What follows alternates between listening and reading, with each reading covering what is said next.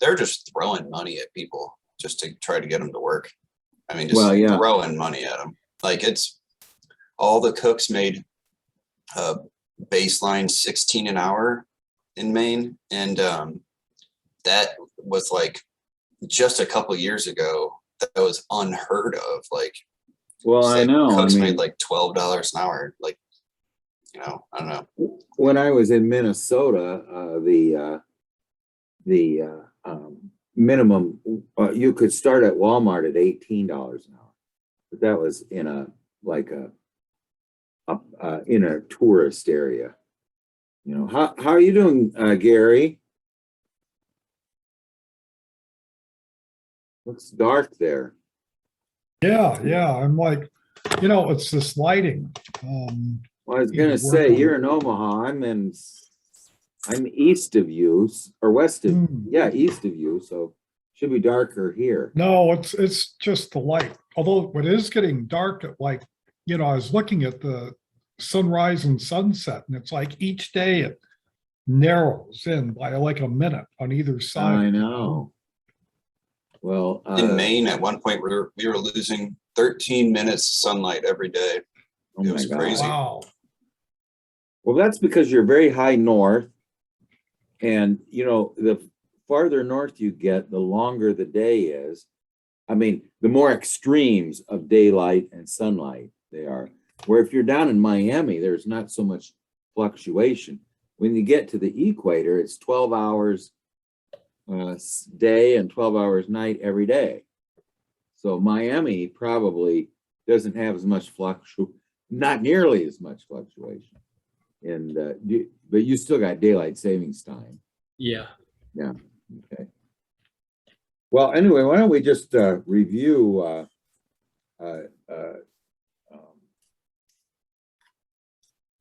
Roy's dream, and then we'll start to work on Gary's. Okay.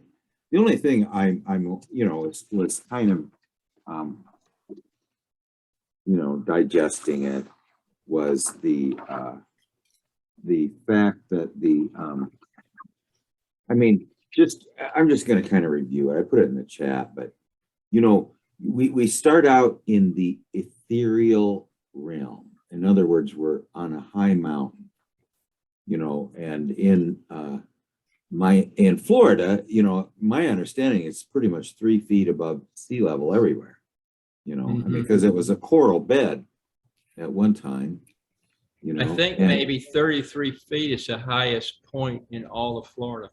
Yeah, that's a natural occurring. So it's it's because it's an ancient coral bed, and it was very level. Okay. But anyway, we're in this ethereal realm. We're doing something very interesting. We're volunteering to work in the plant world. So do you usually think of the high mountain with the plant world? I mean, it's sort of a mixture of things where the earthiness and the spirit are being somewhat, moved together. The earthiness and the spirit are have narrowed the gap between them. The earthiness is the rootedness of feminine energy.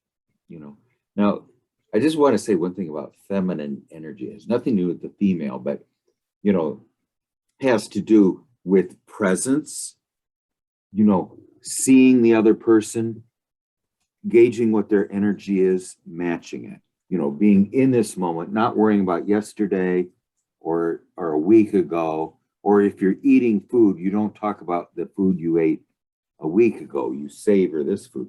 And then the other aspect is the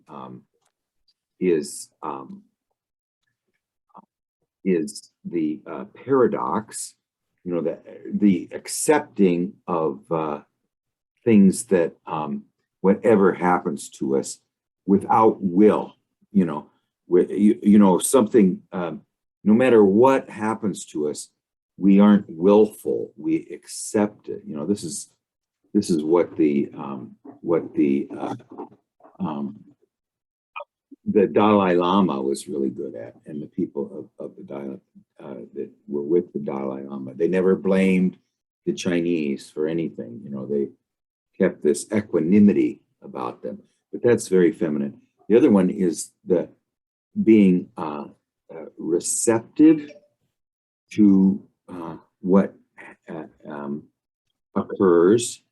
You know, in other words, you listen to people and you don't say anything. You don't, you know, my wife always says you listen to comprehend and understand the feeling situation and not to respond in an argumentative sort of a, you know, logical way. You're listening to the feeling function. And then the other one is the reflection, to take the day. I'm missing one. I forget what it is. It starts with another one. It starts with a P. But anyway, it's this feminine energy which we can all participate in. You know, whether you're masculine or feminine, or male or female. That is the feminine energy. Very Taoist, by the way. You know, I kind of thought of Bob Richardson or some of your friends, Roy, that were. No, it's Al. Yeah, very feminine energy. He's male, and yet if you are a Taoist, you have adopted the feminine attitude. But anyway, the plant world, it represents this almost all of those things. You know, now so it's feminine energy, not male female. You know, it's just masculine energy would be differentiation, distance. And the other thing is immanence.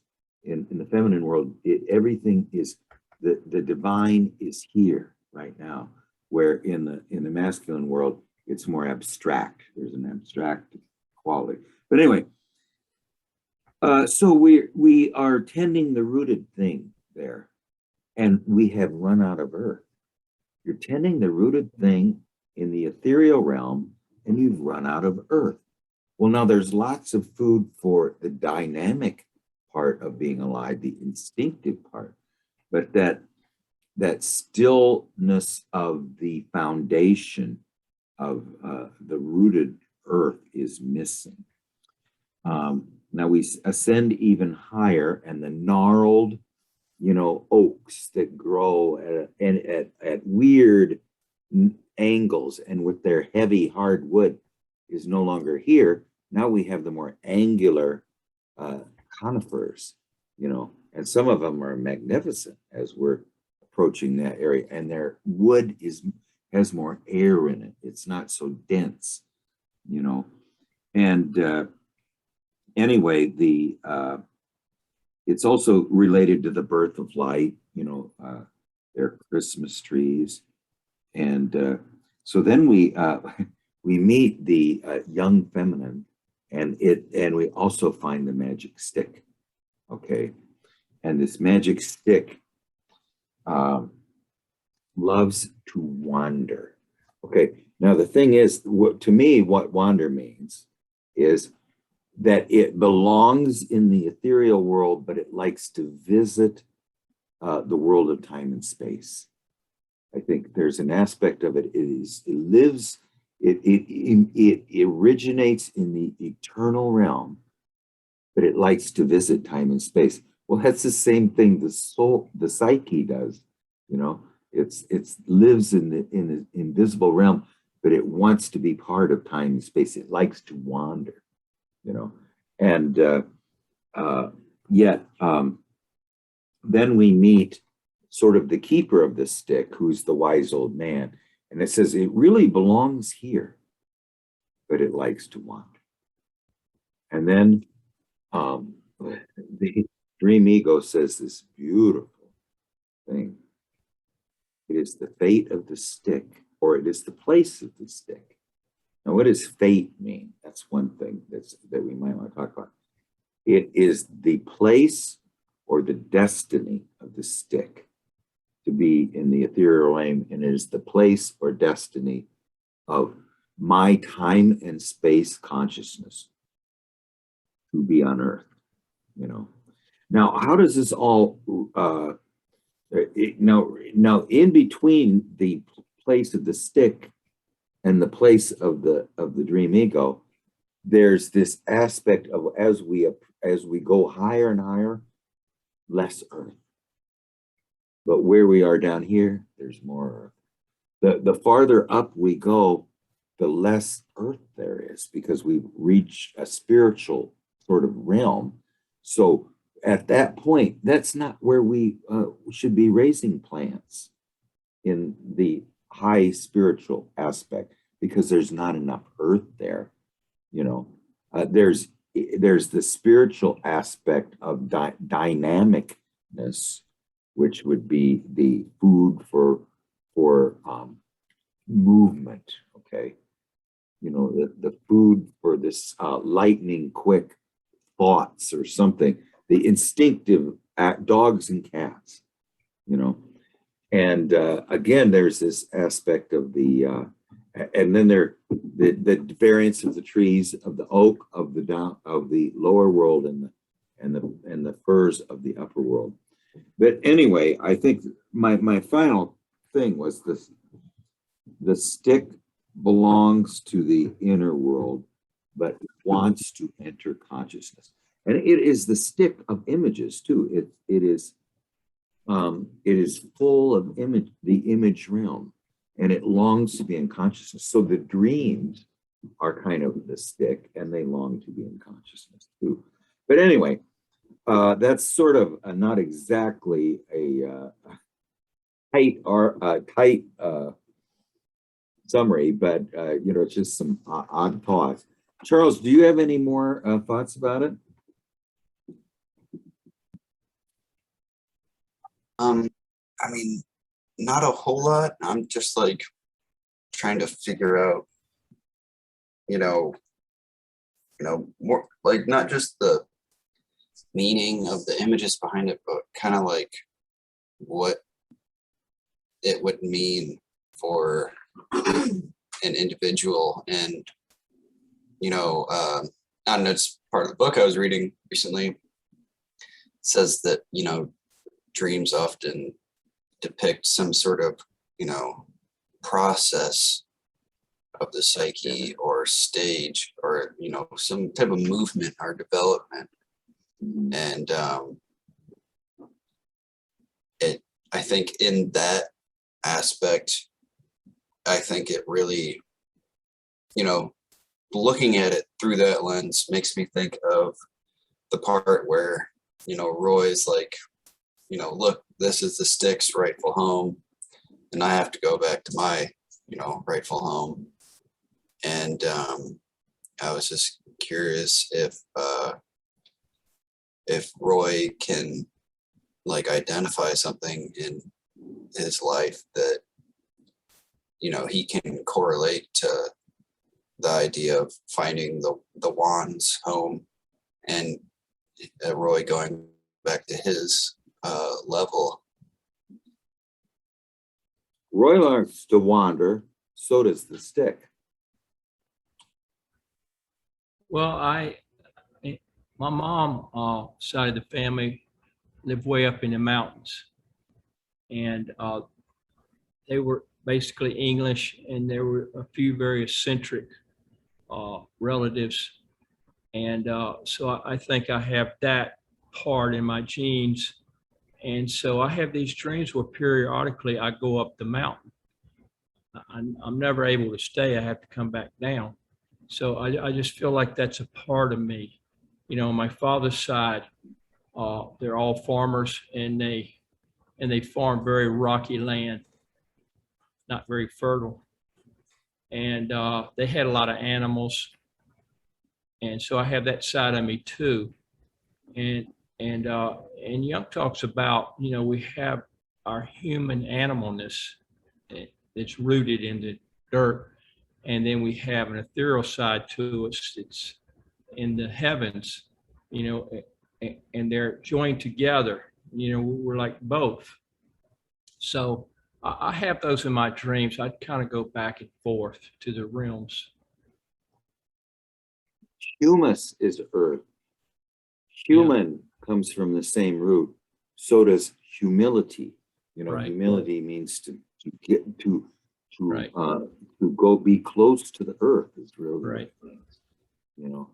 And I think the interesting thing is here that the magic stick allows us to fly. It is this one that's full of images. But to stay where it is, we will lack earth. So we're going to lack the rooted things. The rooted things will be lacking earth up that high.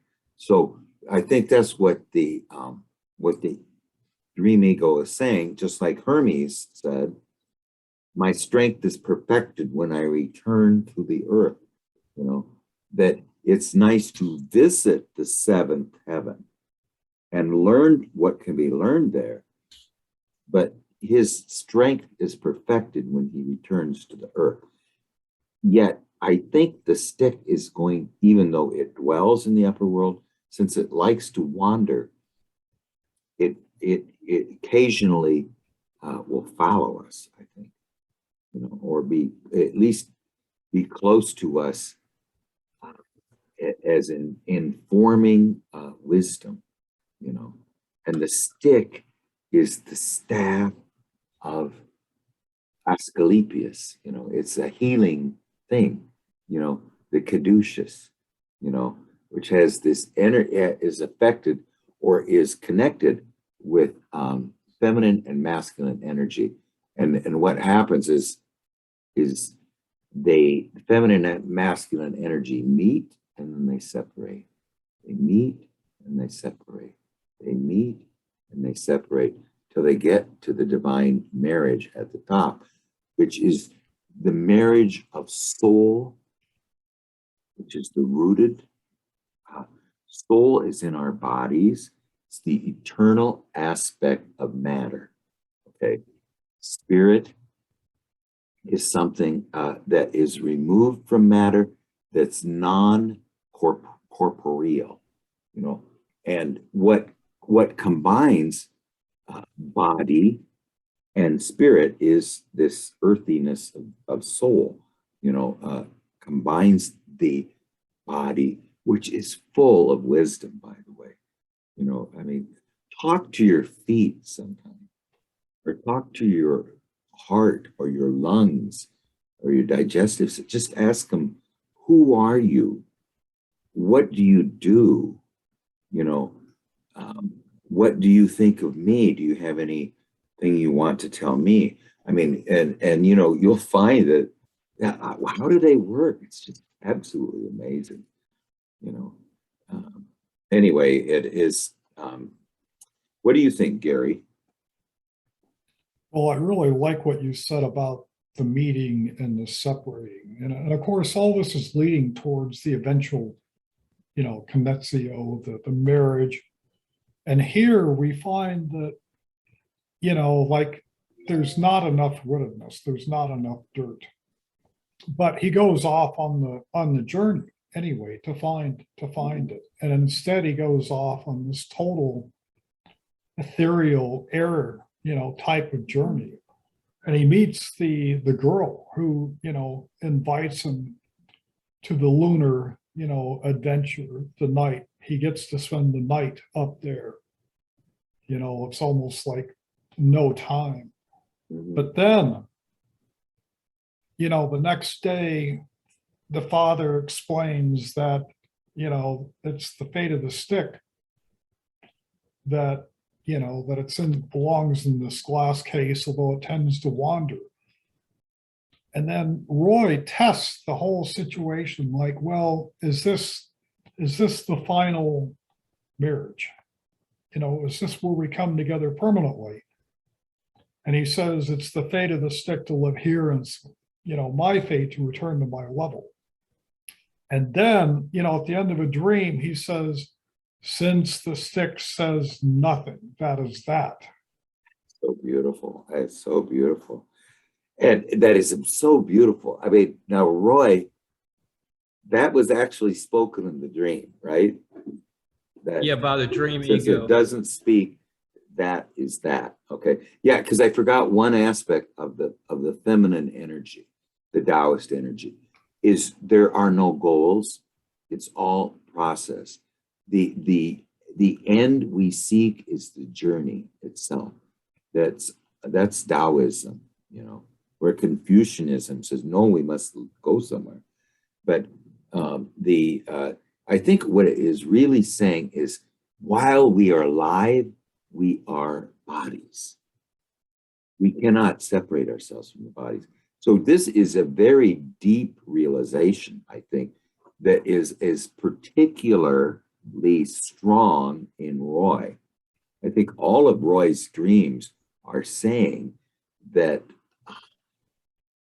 the body is the divine, you know, this body is the divine. Now remember, this wise old man is the arch celestial being, you know. He's Jean-Luc Picard, you know, he's this Captain Picard who lives in the starry realms.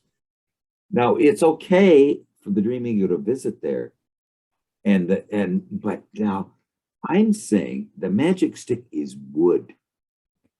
We've got the oak tree and we've got the fir tree, and they're both planted things.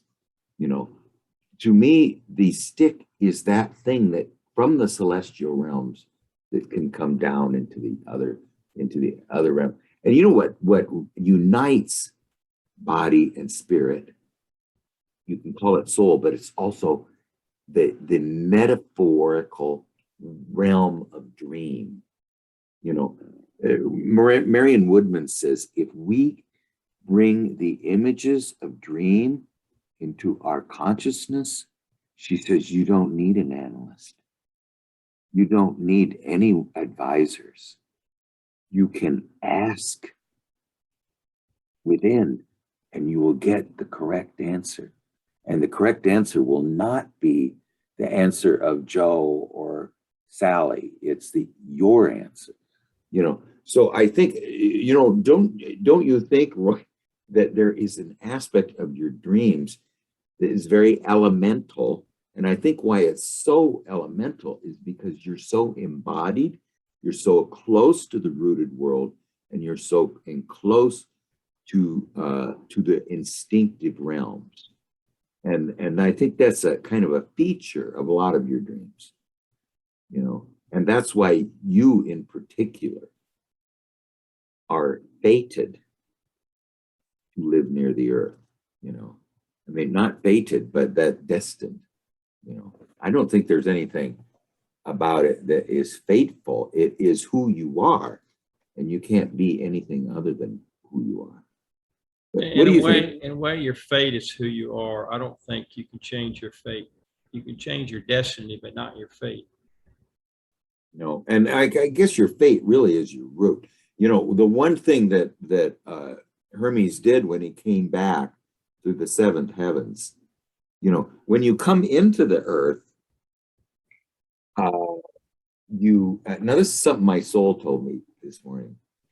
You know, when you come into the earth, you go through each one of the seven planets, and each one of them puts something on you until you get down to earth, and then you forget everything you've learned there.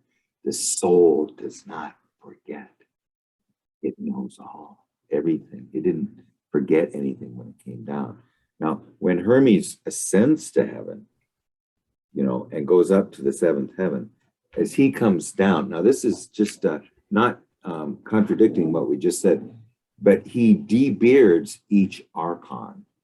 So what he really achieved by going up to the seventh heaven and then returning to the earth is freedom from the inborn fate. I mean, the inborn, say, there was just a freedom that he didn't have before. No, that's fate. He was able to change his fate by debearding the archons, planets.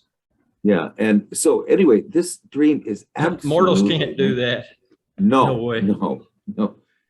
But the dream is so magical in so many ways. Let's just talk about the images. You first have the being on the mountain in the rooted realm. Then you have the aspect of the rooted realm at this high level lacks earth. Although there's not we're not lacking food for the moving dynamic part of us, but we're lacking earth for that rooted part of us, ourselves. So, we have the instinctive is okay there, but the instinctive without the rootedness is is there's an aspect there that's not symmetrical, and then we find the stick carved with images, very important, allows us to ascend or fly to a higher level. The youthful anima is there. She doesn't say anything, but she's there, and her father is the arch celestial being. So he is the god of the upper realm, something like that, the wise men of the upper realm. But we know that the wise men of the upper realm, even though he is very wise, his wisdom is not complete. Actually the mother realm of the rooted earth is our original informing wisdom of nature. See, the celestial father can't tell us much about the informing wisdom of our bodies, of our bones, of our cellular life, of that aspect of being an animal, who has happens to have access to the divine. But anyway, Roy, do you have any summing up of that dream? I mean, what are your thoughts about the dream? Or emotions? What was most important? What surprised you the most? No, that sounds really good. I mean, down here where I live, Pachamama's the Mother Earth, and I'm from farmers on both sides of my family, and so the Pachamama thing, the Mother Earth thing, is something that I need to really learn about while I'm here. But I have delusions of grandeur and flights of fancy, that I'll go up the mountain every now and then. But I understand where I belong. It's okay. It's okay. Yeah, it's not your home, but there's an aspect of it that is something that we need to visit to have perspective in our home. I mean, one of the things about travel of any kind is it expands consciousness. I mean, if you live, we used to have somebody, our two universities, one's in Iowa City, Iowa University, and then there's Iowa State, which is in Ames, which is maybe 2 hours away. And people used to say, I've been all the way from Iowa City to Ames, and people are the same the whole world over. Yeah. Which it tells you a lot about the region. Yeah. Yeah, it kind of describes Iowa. But anyway, Charles or Gary, do you have any concluding thoughts about it?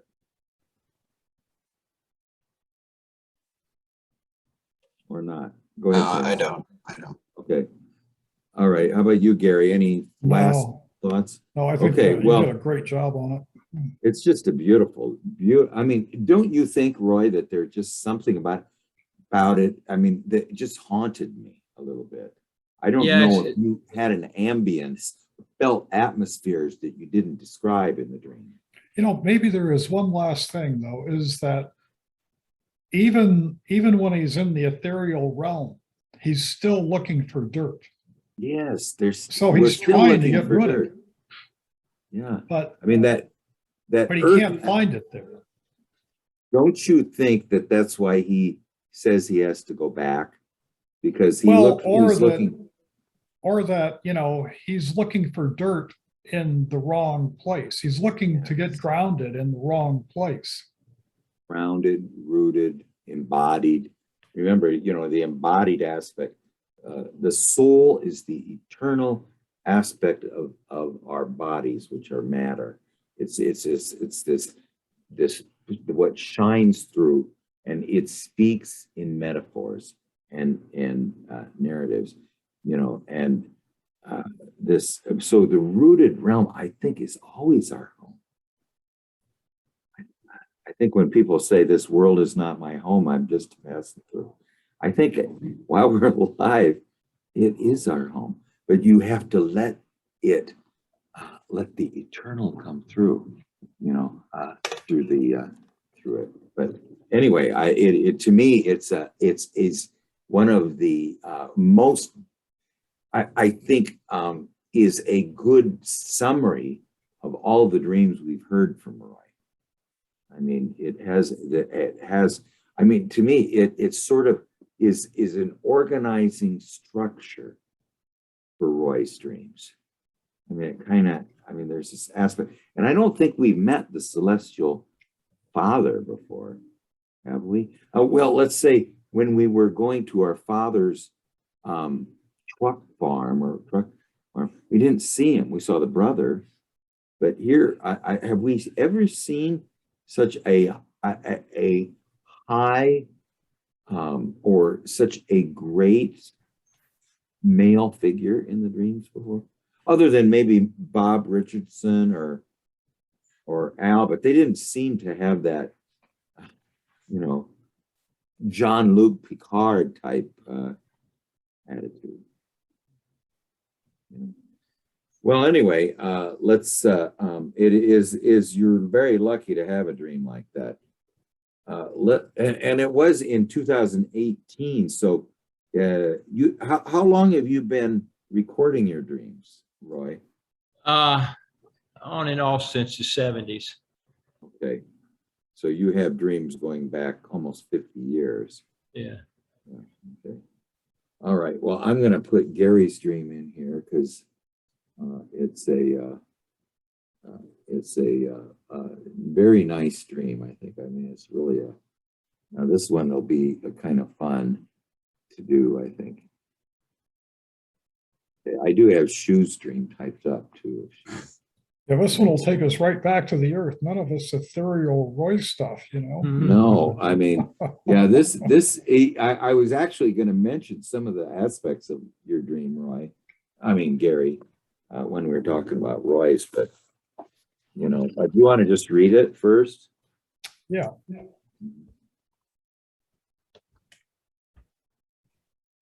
Okay, I call this the back door.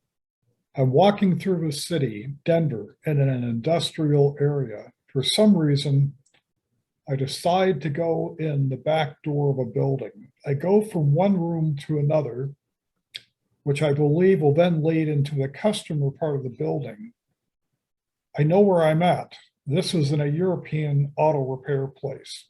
I decide I will have some reason for being there so as not to look suspicious. I find the line of customers that are either paying their bills or arranging for repairs. My story will be that I want to know if they will take cars that you've just bought that have to be towed in for repairs that are unknown initially. People have masks on, but not me. Then one of the people in line makes some crack about not needing masks and takes his off. All the other people in line do the same. I think this is a bad idea. I get to the front where I should be served, but instead, the place of service is now one behind me, like two ticket openings where the first is now closed. I start to move back, but a large woman blocks me. I push against her shoulder with my shoulder. We chat amicably, but we are tightly pressed together. The auto repair person is now talking with me, but instead of asking me what I want, he pulls out this very large 20-inch styrofoam green colored flat foot. And this was like I don't know, something you'd have at like a football game or something, and it's like green, but it's like the imprint of what a foot would look like. styrofoam green colored flat foot and tells me I must participate in this walk that will be happening in some park. I'm to take this foot with me. I wake up.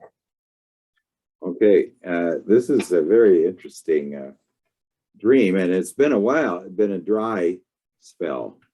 Okay, Yeah. so yeah, we're walking through Denver. You know, I mean, the only thing you can say about Denver, it's the Mile High City. You know, it's a city that is I don't know whether that's relevant, but we're in an industrial area, so we're in an area that seems devoid of soul. It's a somewhat soulless area, you know. But then in this unfamiliar mountain city, in a place, you know, industrial would be more the business aspect, this sort of masculine goal-entered psyche. But we decide to go in the back door of a building, okay? And to me, the back door is, you know, there's 4 rivers that run out of the Garden of Eden, you know, and we return to it by the one that was at our back when we left. So this is the inferior function, you know, the unconscious function. That's the unlocked door to the unconscious. So we're going in the unlocked door of the unconscious. We're not going in the front door. But then we have a lot of problems finding the place known to consciousness, you know, the place where customers are, you know, and we finally find a place that is more familiar to, but we know what this place is. It is a European place that repairs automobiles. So what it really is a now the automobile is that aspect of us that is sort of a mobile container, somewhat like the house, but this one moves, and yet it automobile, self-driven. You know, there's an aspect when we are in this vehicle that we are not, the ego is not in total control of it. Like in the house, we often find we don't know where the deed is. We don't know who owns it. We owe rent, but we don't know who to pay it is. Somebody else owns it, but they never show up. You know, that means we're not the master in our own house. But in the car, what it really is the idea of who propels this vehicle in which we are is also unclear. Is it us or who is doing it? And usually that means that the self, like it is in the house, is actually the master here, you know. So we're going in, and the European aspect to me represents a place that is more ancient. What is Roy, are of course Scandinavian, right? I have. I mean, some not on my Roy. father's side. Oh, but you're talking Yeah, about well, what Gary. are you, Roy? Yeah, what are you, Roy? I'm English Scandinavian. English Scandinavian. But I was just saying, Gary, I'm sorry, I always. Yeah, Norwegian on my side. My father, Yeah. his father actually came over from there. He didn't speak English when he first went to school. Yeah, well, overguard means The summer farm. higher farm. Yeah. Yeah, the farm that is high up. You know, we had my grandmother lived in what was called Indra Holland, which was on the side. What Charles? What do you know? What nationality you are? As long as we're talking. Like German and like English Yeah, I would guess. and a little bit of Irish. Yeah, I'm. You know, my father is 100% Norwegian, and his father was born in Norway. You know, So I'm very Norwegian, except I'm the only one in our family who's dark. And that was because my grandmother was she was half Chippewa. Hmm. Let me just see, I got a picture of her here. She was, her mother was Danish, and she, there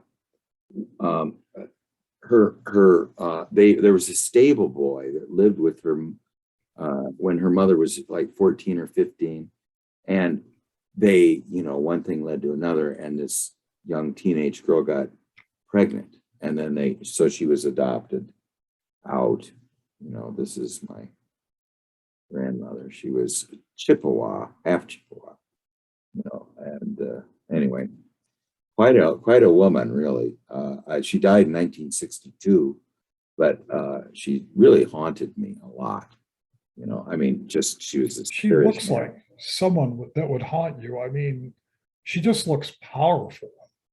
Yeah, that's what her name was Arnolia, and my aunt, because she was born in Arnold's Park, Iowa, and they named her Arnolia. And then I had an aunt named Arnie, and she said about her one time, that was one angry woman. But I mean, the thing was, she was very stern. I mean, well, she had 3 kids with her first marriage, 6 kids with her second, and then her second husband, my grandfather, had 9 kids. And then they lived through the Great Depression, and all of the kids moved back with their grandkids. So they had 18 kids? Yes. Whoa, they needed a schoolhouse with classrooms. Well, yeah, and we just went to my grandfather's family reunion. My mother's sister was born, I think, in 1933, and her oldest sister was born in 1895. And there's a woman there who was her great niece, who was older than she was. So, I mean, it was her sister's child, it was her sister's granddaughter, who was older than she was. She's 88. Hmm.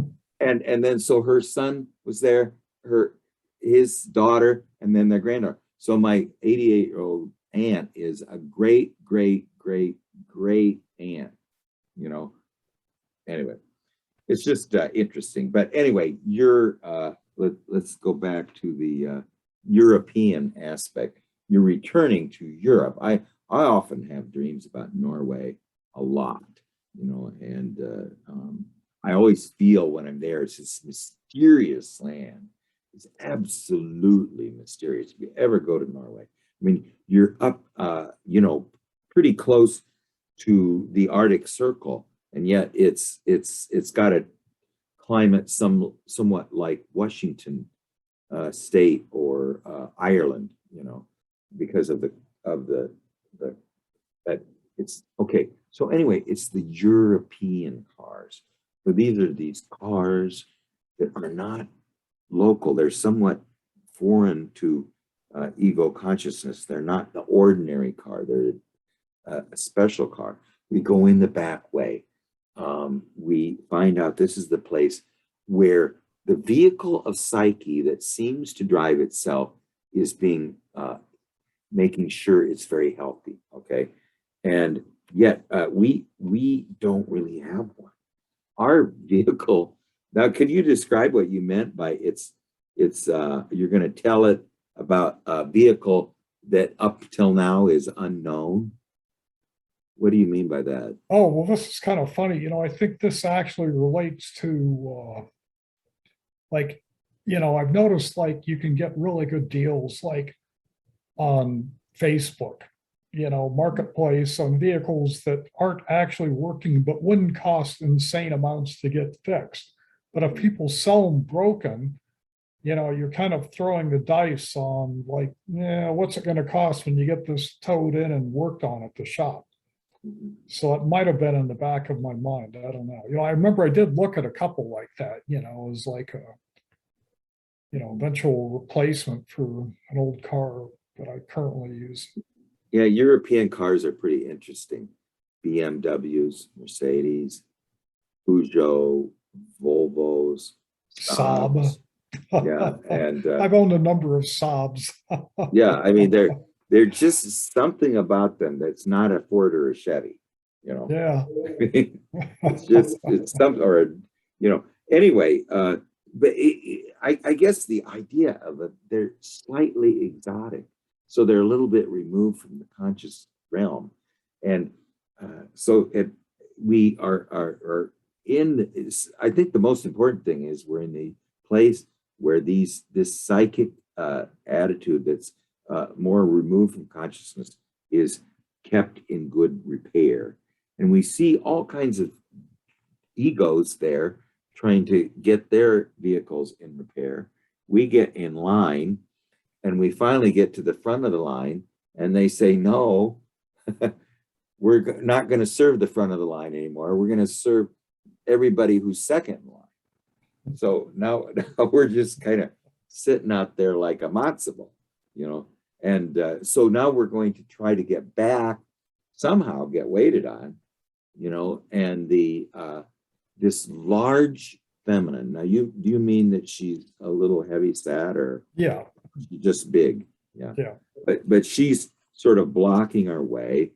Where there's a very tight, you know, we're there. You know, it's sort of you know, there's sort of a constricted aspect that she's too close to us. We're shoulder to shoulder. Maybe pressed up against something or caught in a corner, or how do you think that why we were so close to her and couldn't I don't really know, but when I woke up, my shoulder was really pressing into the mattress, and that in Yes. the dream was where I dreamed I was pressing into her shoulder. Yeah, sort of like in a yeah. go ahead. Well, Well, you're you like know, in a crowd and you know people are trying to move through the crowd. But it was like, I remember thinking like, my gosh, this feels kind of like, I hope this doesn't feel offensive because we're really pushing hard against each other. Yeah, but you speak amicably with Yeah. her. Yeah, and now then comes up the deal. Now, first of all, this unknown vehicle. Do they trade unknown vehicles, ones that were just acquired that cannot be driven, but need to be towed? So that's what you're talking about. Now, the deal with the masks. Now, this is, I think, the second or third mask dream you've had. But there's an aspect that we don't really belong here. We come in through the back door. You have to make up an excuse why we're here, yet we seem fascinated by it, want to find out more about it, get in line, trying to get answers, and do you know why you were there in the first place? You find yourself in an industrial city. You go through were you seeking it out, or was it sort of a surprise? I think I simply don't remember the first part of the dream. So the only part that I remember is that I'm wandering. All right. Decide to go in the back. Yeah. Well, we don't, it doesn't seem like we belong here, and we look odd because we don't have a mask. Everyone else has a mask, but then they all take off their masks because they don't think they're necessary. And then suddenly we think, now they're, even though they're adopting our attitude of no mask, this isn't a good idea. I'm not sure what that means. What the mask aspect is to me is a little everybody's dreaming about them, really. It's amazing how many people are dreaming about masks. But typically, what do you think about the mask, Roy? Did you have a lot of mask issues? No, the only mask issue I had is I used to buy the N95s from Home Depot because I do a lot of dusty work. And then all of a sudden, there's none. I had a Yeah. whole pack in the garage of brand new ones when that happened, so it wasn't a big deal. But this is like ridiculous. And other than that, I didn't have any issue. Yeah, well, my father through the whole thing never wore a mask. He would go in. He's 92, so I think everybody gave him a pass. But we were at a wedding where everybody's supposed to wear a mask. He didn't wear a mask. Didn't even have one.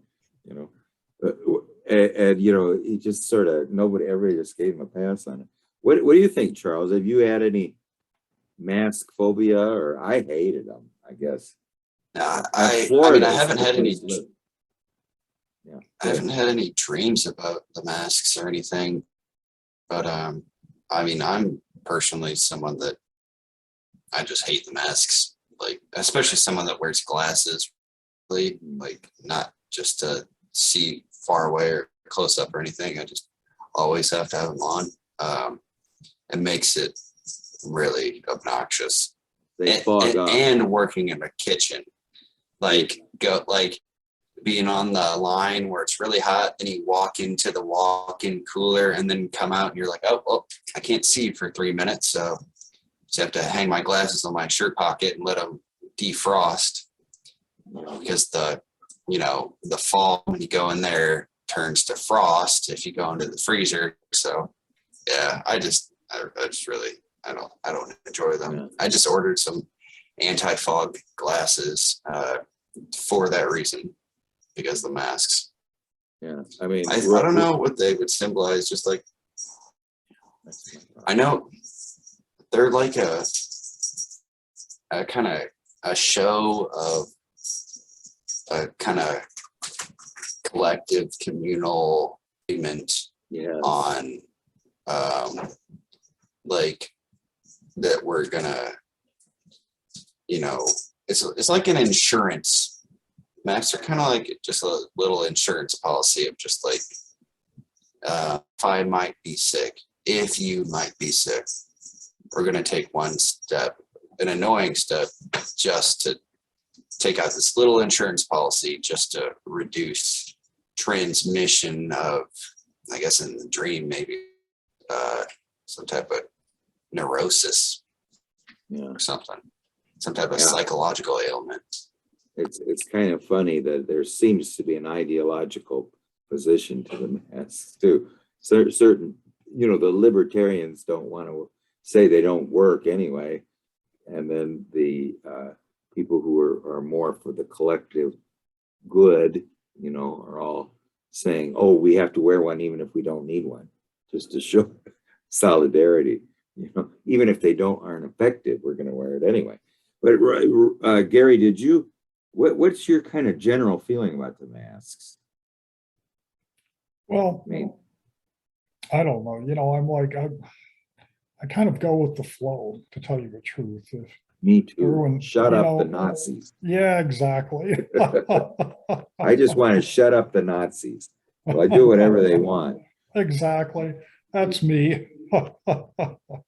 Well, there's an aspect here, though, that we feel uncomfortable when everybody takes their mask off. We felt more comfortable when they were wearing a mask.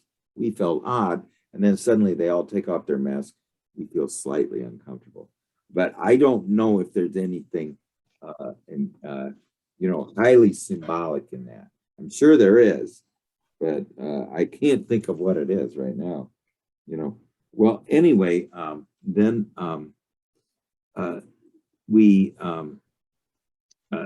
so here's this funny thing that we move to the front of the line, but then you're skipped and they go to the one behind you.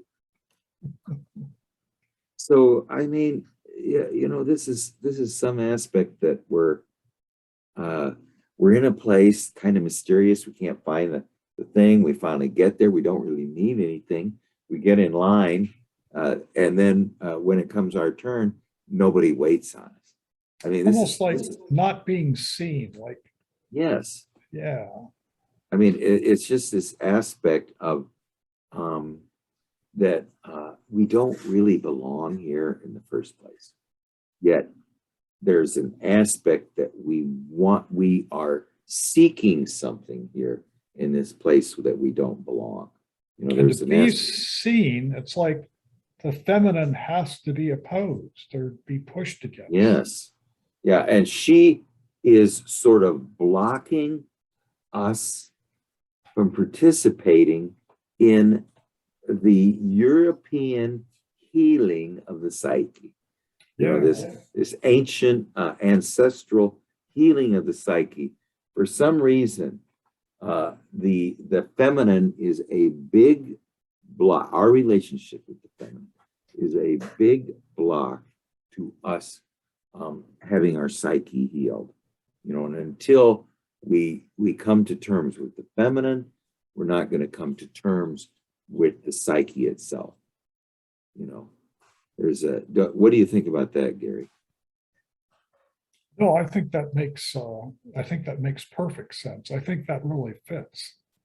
Yeah, if she's blocking our connection with all these people, and the other thing is there seems to be an omniscience here.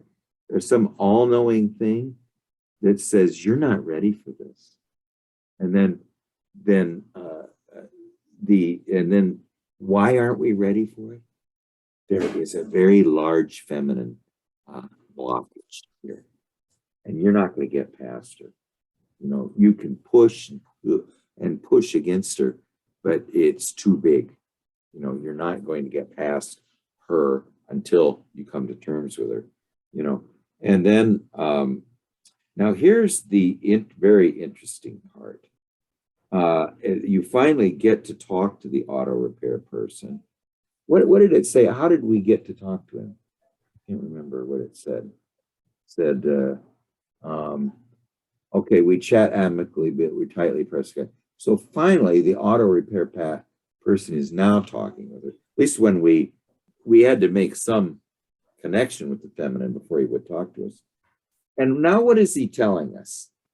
That that we, before we can do that, there's the feminine aspect, but before we can do that, we need to be grounded with the green foot.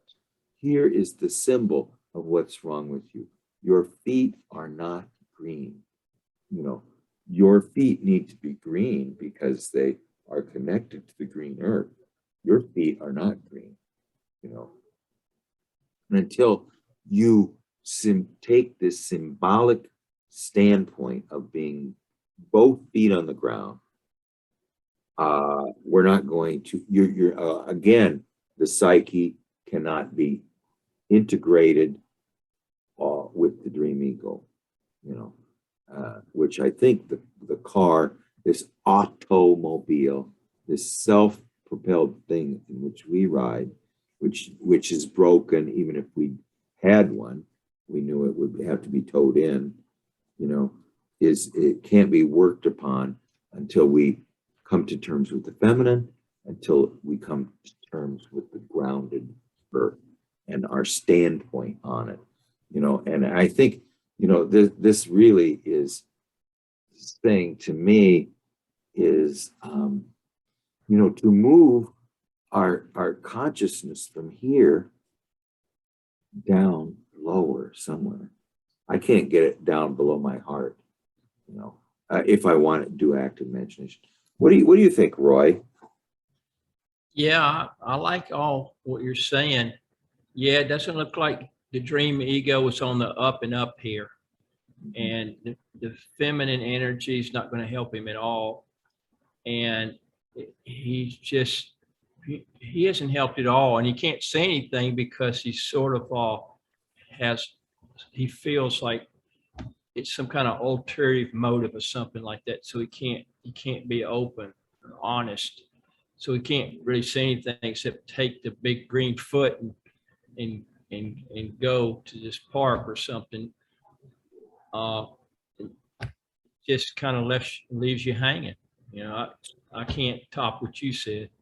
Sort of the ticket to do it, the position of the thing that propels that ego does not propel, but we ride along in it.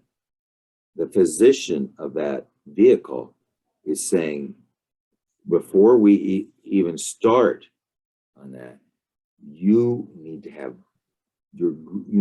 your feet be green, and you need to have them close to the earth. You know, what do you think, Charles?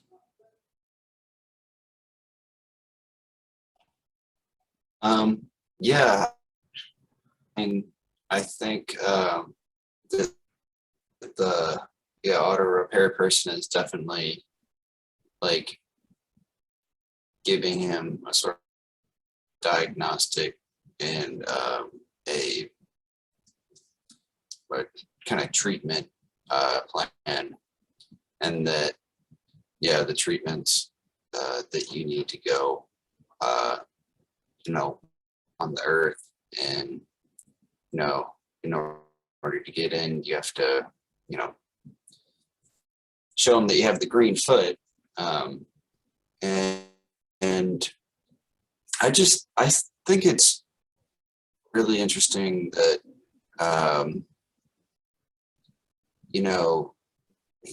Gary has to come up with some reason as to like why he's there to not look suspicious.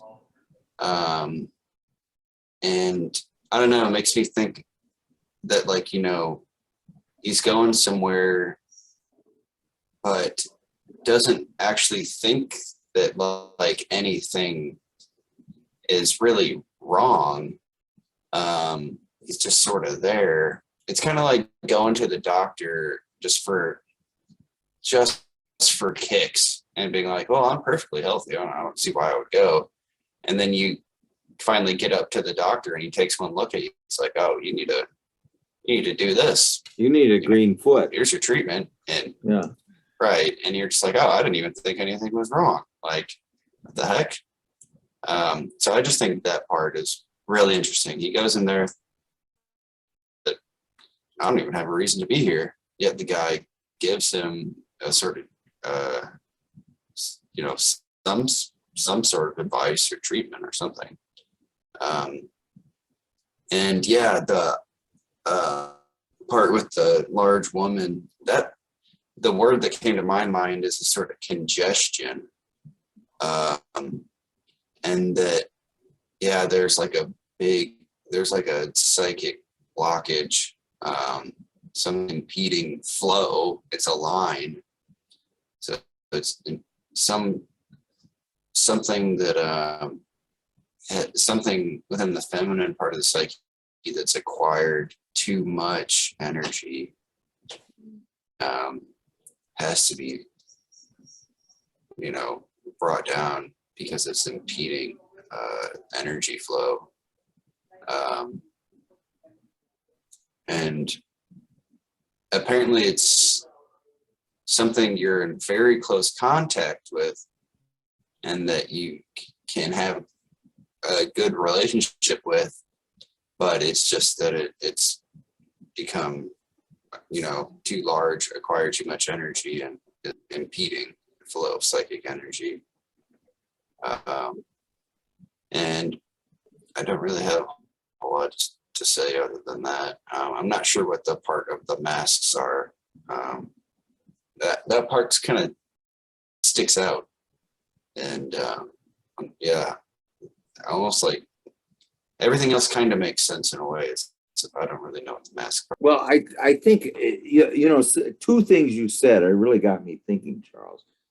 Number one is I like the way you actually said the auto repair person. Well, what does auto mean? It means the self. The repairer of the ancestral self within us is this physician, and when I went to analysis first, I always said it was not because anything was wrong with me. It was because for pedagogical reasons, I used to say, to educate myself. But then I found out I had all kinds of crap wrong with me. I mean, I was a pueri turnus. I wasn't comfortable in my own skin.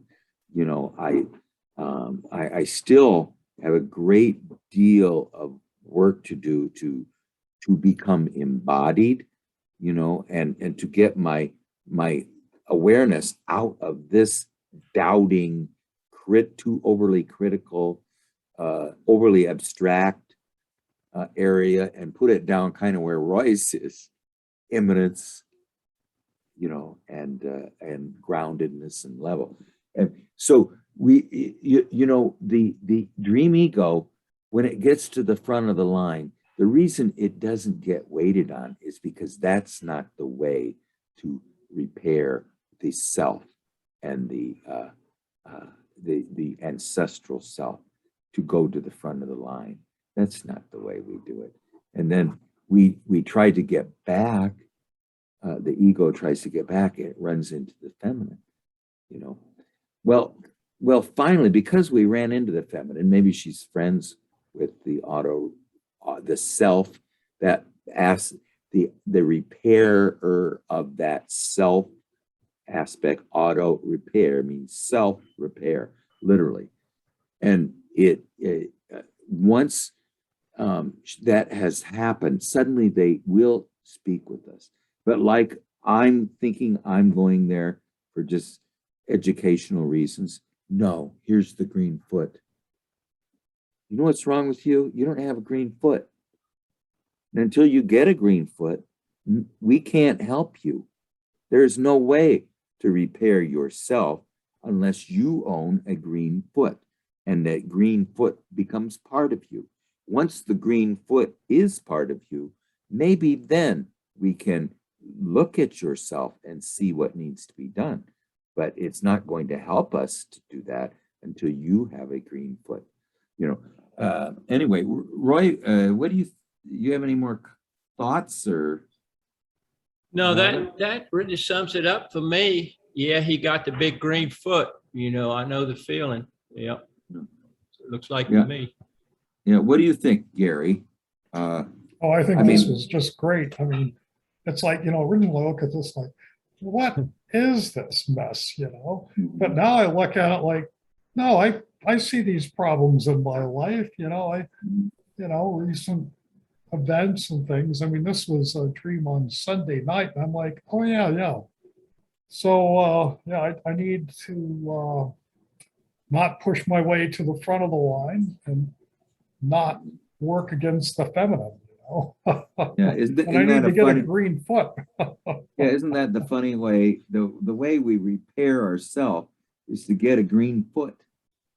You know, maybe that is the way to repair it. They're saying, if you want to repair the self, you need a green foot. Once you have a green foot, the self will repair itself. I mean, it'll be prepared, you know.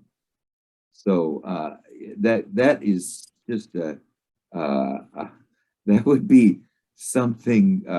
A stained glass window in your temple is the green foot. That thing that we lack, we don't have. Right. You know. Well, anyway, how about you, Charles? Did you have a dream? You always have some dream. Have you had any dreams since Yeah, back? Yeah, I had a dream just the other night. Yeah, okay. Well, now you didn't type it up. That's fine. I can type it up. So maybe you could just tell it to us. All right. And then I'll type it up later. I did type up shoes too, if anybody wants to see it. Okay, so this was on the 10th. So yeah. And it was yesterday. Yeah. So I was at something like a school, and it was pretty dark. It was nighttime, and there were kids or other people watching a Harry movie in the classroom, and it may have been a part of their assignment. Okay, now they were watching a Harry Potter. They were watching Harry Potter movie. They were watching Harry Potter, and it was part of their assignment. Okay. I was in the hallway collecting a few pieces of candy from this kind of strange array of boxes and containers, and it was hard to describe, but they were kind of all propped up at a 45-degree angle, like along the wall, just a big kind of flat surface at an angle up against the wall where there's all weird boxes and stuff with candy here and there, not like full of candy. And I was going through them and picking out pieces. And I wanted to find Michelle. So I walked down the hallway and found her speaking to someone. I didn't get too close to them because the person she was speaking to seemed worried about COVID. I asked Michelle if I could speak to her for a minute when she gets the chance, and she says yes. So I go back down the hall to where the candy and stuff was in the classroom with the other people watching Harry Potter. And I go into the classroom for a minute where I have some Skittles, and go back into the hallway after I grab some. And she comes out and does not stop to talk to me. So I just follow her. And I tell her, I was expecting that you guys would tell me to go home and give me a day by which I need to get out of here.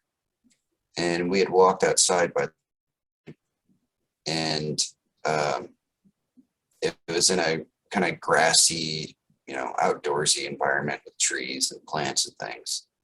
And she keeps walking and goes up to a door that I like her building or her room or something. And she gets up to the door, it's about to open it, and says, well, we would have, but you've been killing it around here. I've been doing really good. And it seemed that I was still in Maine and thinking about leaving for St. Louis. Now, Michelle, is she the girl that you met in Maine? Or No, she my very old therapist. She was in my Oh yes, the one my that's married to first the airplane therapist. pilot. No. No. This woman is much older, and she was my very first therapist I ever had back in like 15. But she's old enough to be your mother, or you think? Or Yeah, she is. yeah, she's an older woman. Okay. All right. So let's just get started on it. Okay. First, now it's interesting. We're at a school in the dark of night. Okay. And there are kids there watching a Harry Potter movie. Now, a Harry Potter movie, let's just say, who is Harry Potter? I don't think this is the first dream you've had, but I mean, you had another dream about Harry Potter, or where he's mentioned, I think. But anyway, they are watching a Harry Potter movie. Okay, what is a Harry Potter movie? It is a movie about, Jung used to say what the ancients called magic, moderns call psyche. So Harry Potter is this one who participates in the world of the non-rational, the acausal, that aspect of things that just happen, like that wooden rail just appears out of nowhere in front of you and trips you. There's an aspect of it that is absolutely fluid. It's not concrete. It's a very fluid world, the magical realm. Now, so we are out in the hallway, and there are these bins of very sweet psychic energy, and we are looking through them to collect a little bit of psychic energy in this hallway. not sure what exactly, the fact that they're candy. Did you say they're Skittles at one point? Or what did you say? What kind Yeah, I of had some candy? Skittles back in the classroom. Yes. Okay. I thought for a second you said you had skills in the classroom, but I think that I said, no, wait, Craig, that's Skittles. Okay. So anyway, we see Michelle there, and she is our former analyst. So there is the wise old woman, right? Isn't she the wise old woman? Yeah. Okay. Well, the last time I think we saw the wise old woman is she asks us if we like this beautiful girl, and we say yes, we love that beautiful girl. We think she's very attractive. Do you want her? Yes, I do. Well, you need a new suit. Now, in this case, she's talking to someone who we don't want to approach because it looks like somebody that there's a taboo associated with them. You know, I mean, she's talking with someone who is a repelling aspect. I mean, there's some aspect we just can't approach her when she's talking to that person. There's either a taboo or something. It isn't that we don't like that person.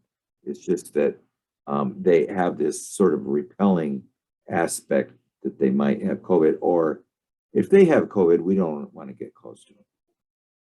You know, is that what you think, Charles?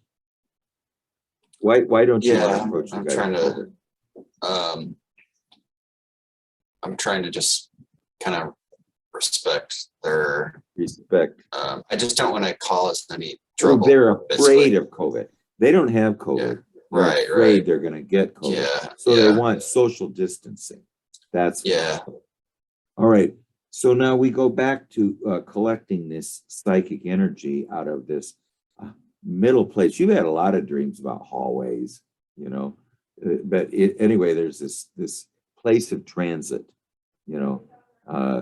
You know, the place of transit is there is a mystical name for the Via Dolorosa, you know, this transitus, you know, of the redeeming person, you know, that the transit that I don't know, there's just something about that hallway that is a very interesting image, you know. And now you told her that you wanted to talk to her. You go back into the classroom where you had Skittles, and then why did you leave the classroom with Harry Potter? I think I was expecting Michelle to come around. Yeah, so you're just killing time there until Michelle was done. Yeah, pretty much. Yeah. So then you go out, you see Michelle, but she just walks on by us. Now this is very interesting because this is might be the point of the whole dream. You see her, and she doesn't stop to talk to you, and but then you start to follow her, and and now you're not going through a hallway, you're walking through a place where there's trees and flowers and plants. She walks up to her door. She's about to go in it. Now, what did you say to her? I asked her, I was like, I was expecting you guys to tell me to like leave or give me a day by which I had to go home by. Who's you guys? And I was like, like I said at the end, like it seemed like I was still in Maine and like thinking about going back to St. Louis. So I guess she was part of,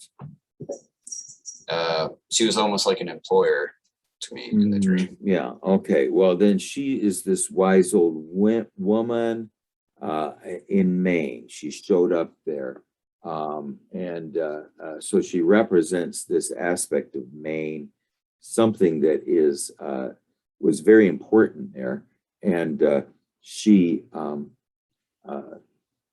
I thought you were going to give me a date to leave. Because you did something wrong, or why would they give you a date to leave? I don't know. I guess because I had either asked to leave or said that I wanted to Okay. go home. Okay, yeah, they just. I don't so really you know. could go It's to- pretty unclear. Yeah. Okay. Well, anyway, you wanted to go back, and she doesn't really say anything, but she pauses at the door before she goes inside and leaves us outside. She says, "Because you were killing it, because you were doing such a good job." Now, is that how the dream ends? Yeah. Okay. All right. So let's just a quick review. We go to a school where there's this magical aspect of the Harry Potter. Something is assumed. It's a school of the magical world. I mean, it almost is like, what's the name of the school in Harry Potter? It's Hogwarts. Hogwarts. And then so now we are gathering psychic energy there. We see the wise old woman, but the whole thing is taking place in Maine. So Maine is sort of Hogwarts, and we so it is, you're kind of like almost at Harry Potter school, but it's in Maine. And then you see her, but she's talking to someone who you can't approach out of respect. So you go back to the class and wait for her. She comes, she doesn't talk to you. You need an answer from her. You need an answer. When am I going to leave Hogwarts and go back to home, St. Louis? To this, and she, we follow her through kind of a forest in Maine, and she goes into her room. Why don't you guys give me the date that I can go back to St. Louis? Because you're doing such a good job. Okay. Now this is pretty interesting. I want to hear what Roy and Gary have to say.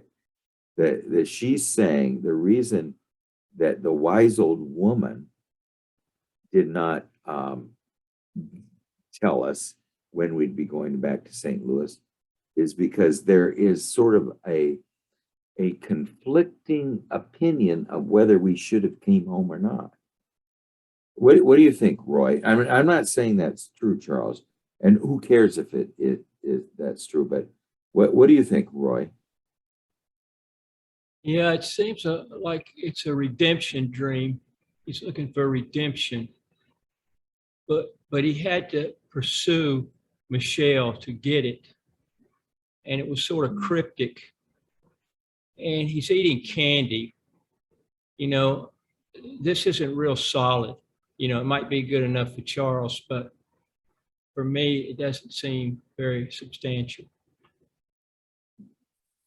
Yeah, it's not nutritious. It's more of a like what they say, eye candy or something. It is more of a what pure sugar does is it's just gets the insulin all high and only keeps us going until the sugar is used up in the bloodstream, and then suddenly we have a crash because it stops us from getting the fat cells. The insulin stops us from accessing the fat. So when the sugar is gone, we can't get the fat either because the insulin's not gone.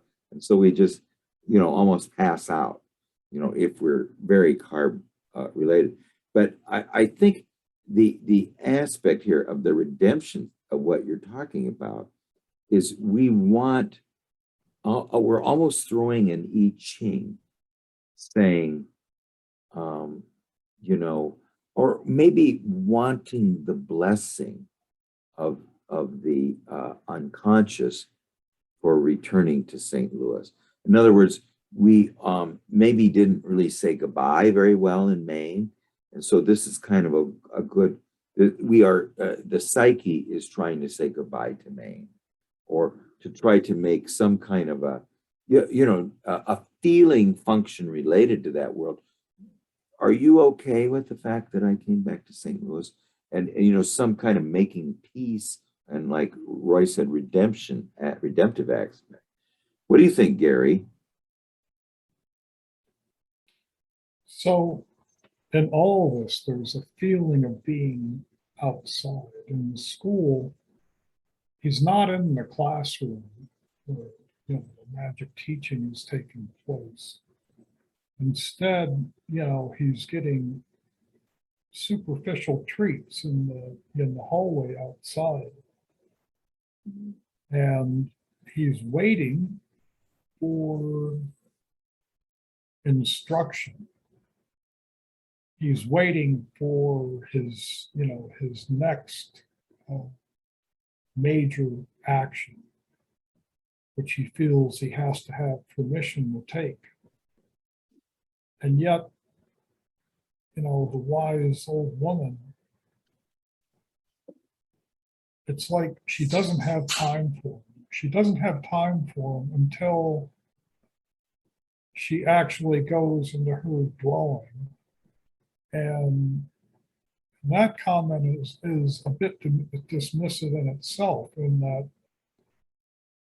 you know, it's like, don't worry about it, you know, you're killing it, so we're not even gonna discuss any of it. But that didn't answer, you know, Charles' need, you know, that didn't satisfy the longing that he had to, you know, find out when a return would be possible.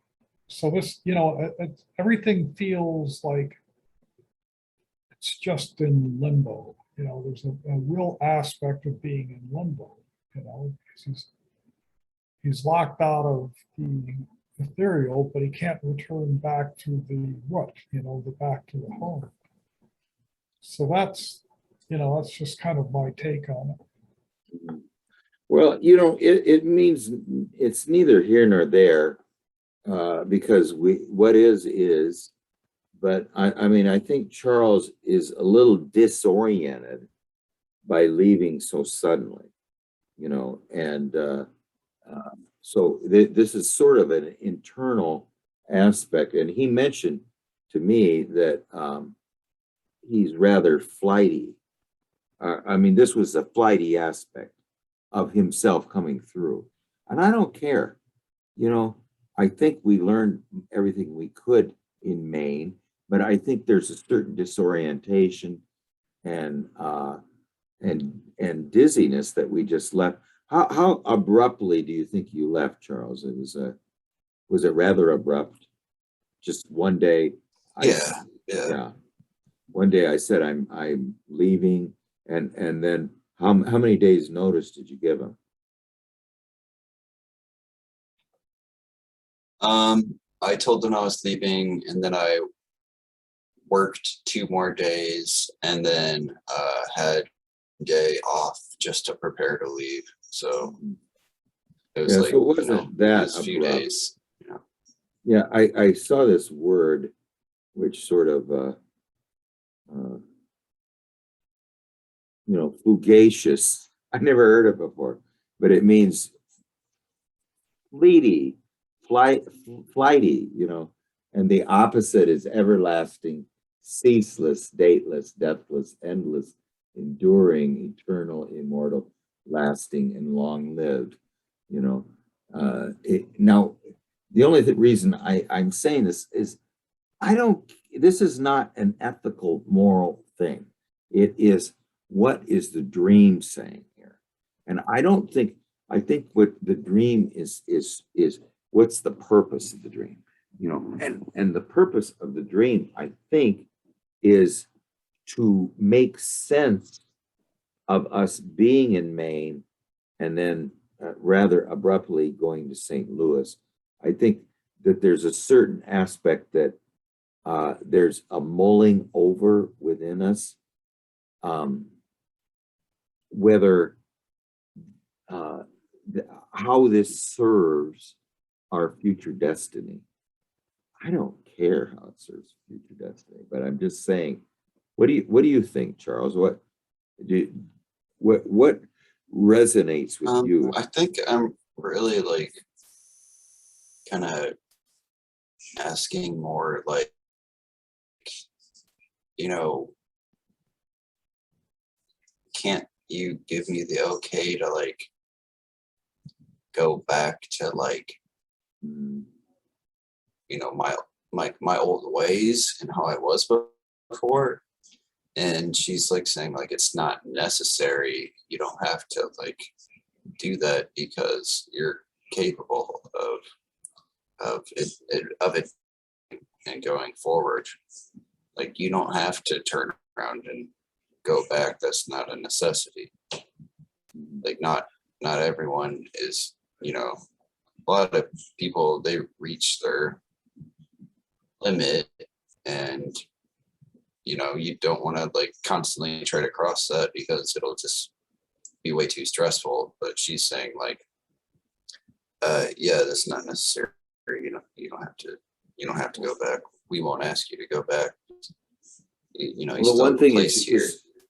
for the first time in our life, we were getting, not the first time in life, but we were operating at a very high level. We were getting recognized for achievement by other people, and then suddenly we leave that aspect. And I think there's what Roy and Gary, do you have any final words about it? Well, I don't know. I think Charles kind of nailed it there, what he said on that last part. I think it's more that you don't have to return to what there was before. So Well, I think it's going to be positive. I think we learned a lot in Maine. What do you think, Roy? Yeah, I think Charles gets it. He gets it. Yeah, I think he does. I think Charles, we found there what we needed to find. Don't you think that there is something we found? I don't think we found the final answer, but I think we found something in there that was lacking before we left.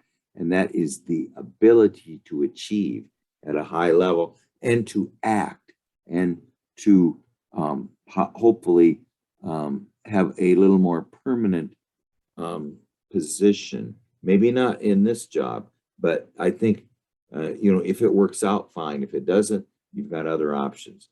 But what do you think? Any other words, Charles, about it? No, I think it, if anything, being up there kind of just unlocked. I just got to see my own potential because someone trusted me a lot and gave me, and I was sort of like, I don't know, I just kind of under this guy's supervision, I just was like, all right, I'll just go for it, and I didn't hold back because I also didn't have anywhere to really run to. So I kind of lit somewhat of a fire under me. So yeah. Yeah, I think we blew out that dead end that we didn't seem capable of getting out of in St. Louis. So anyway, well, we'll finish this on Monday, and hopefully Tim has the dream of shoes there. We'll look at hers. It's pretty interesting. And everybody read fairy tales before you go to bed, so you have dreams. So anyway, we'll see you guys all next time. Bye, guys. See you later. Oh, gotta get rid of this one. I ended the wrong place. There we go. See you later, Roy. Bye-bye.